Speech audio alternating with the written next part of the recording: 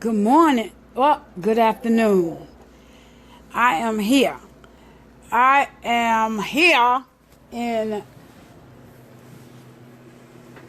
Dallas, Texas. And I think I'm addicted to live because for those of you who know, I did the train coming down here. And there's a reason why I titled this feed The Bucket List. So I need for you guys to stay with me because I'm going to tie all this together. And I'm going to surmise the 2 days. Bucket list basically is the definition of, it's usually a list of achievements or goals that one expects to accomplish during their lifetime.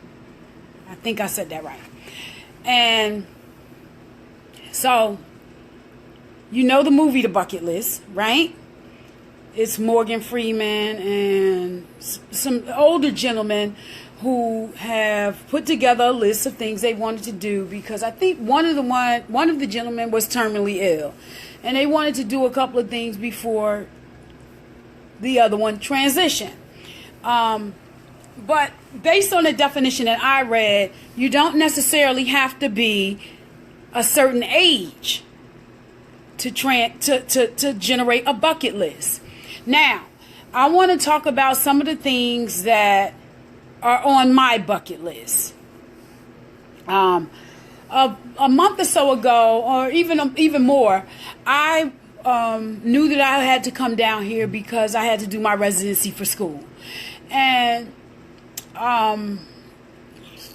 while it is so much easier to fly and it's comfortable for me to drive because I'm a driver and I love the open road, I played around with some other things that I would like to do. And I it's all about the things that I've never done, which is a lot. A girl coming from Newark, New Jersey, right? It's a lot. It's a lot of stuff that I have not done. And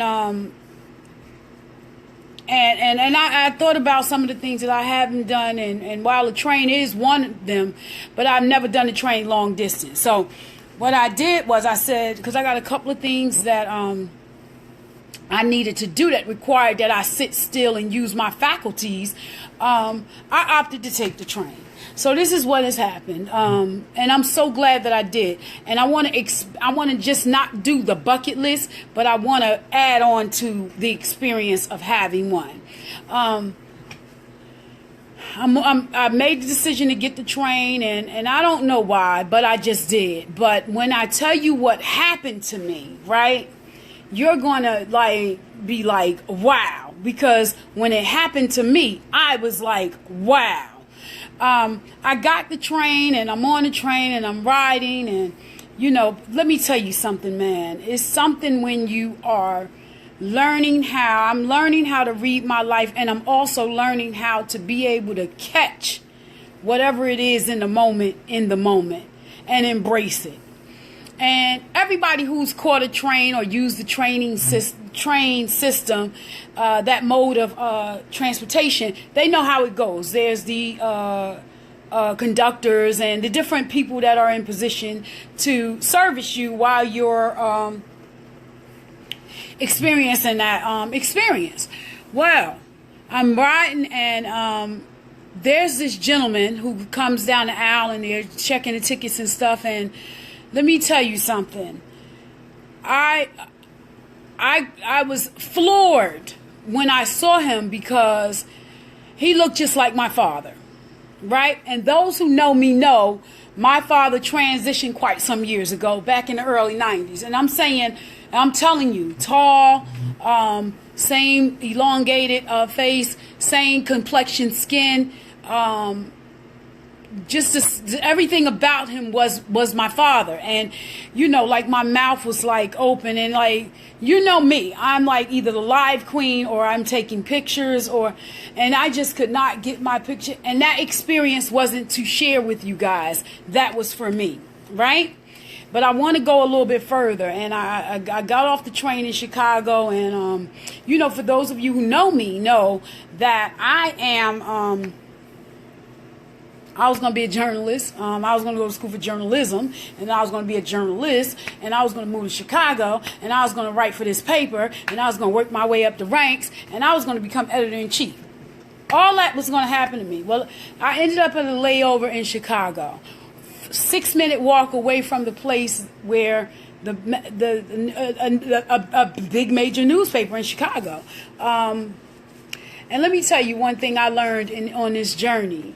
And I'm getting there. This is going to take a minute, but I'm getting there. I learned that, feelings a lot of times are motivating factors or mitigating factors that prohibit me from going where I need to go. And I minimized that for years because I've worked myself to a place where I'm rather courageous, and hey cousin, I'm courageous, and I am I've worked myself through some stuff, and I've worked on some things, and my evolving process has been awesome, let me tell it.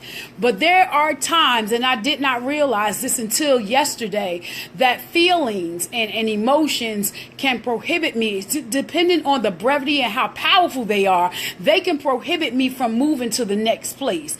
And I saw the White Sox Stadium. I visited the little pizza place. All these little things that Chicago is famous for, right?